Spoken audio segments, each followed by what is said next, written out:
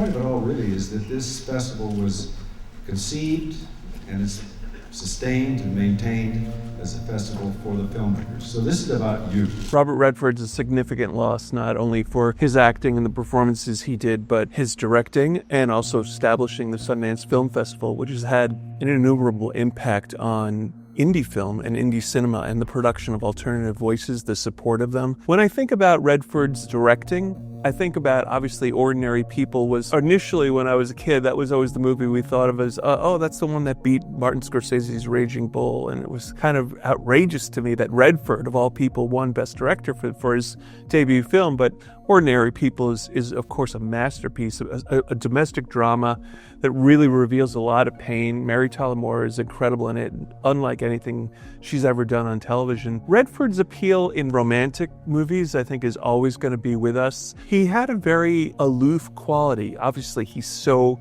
handsome, and the perfection of his face and his hair and everything is part of that appeal, but there's a chilliness there too. And I think it's part of what makes him so iconic, in the sense that he brought the best out of his leading ladies, the people he was playing opposite. You watch The Way We Were with Barbra Streisand, she was arguably never better than she was in that role, dramatically, really able to sort of let loose with her emotions and feelings. In a way, All the President's Men, his great film about Watergate, it is almost as important as the Watergate investigation itself, I sometimes think, because a lot of people watch that film and were so turned on by the prospect of being journalists and just chasing down a story. And he didn't exactly make the work look glamorous, but you watch that movie and it's so thrilling and exciting. And I think an entire generation of journalists were forged just by watching All the President's Men, myself included. I think he was always an actor in pursuit of something more substantial. He was in pursuit of making films and starting a film festival and pursuing truth and making something of his career that I think was a little more than just being an icon. If you talk about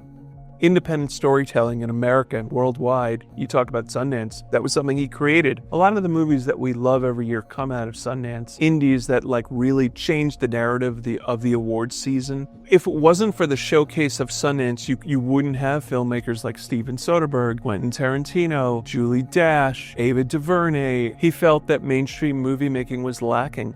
There was always something political about Redford, and I think he never quite lost that. He always found it important to prioritize marginalized storytellers and political content. I hope that in this moment where we're all feeling the loss today of Redford, that people remember the performances, they remember the directing that he did, and they remember the festival that he created.